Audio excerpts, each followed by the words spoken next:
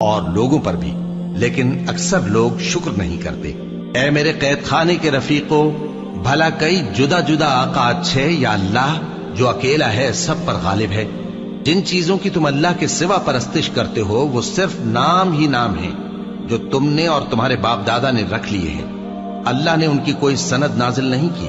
سن رکھو کہ اللہ کے سوا کسی کی حکومت نہیں ہے۔ اس نے ارشاد فرمایا ہے کہ اس کے سوا کسی کی عبادت نہ کرو، یہی سیدھا دین ہے، لیکن اکثر لوگ نہیں جانتے۔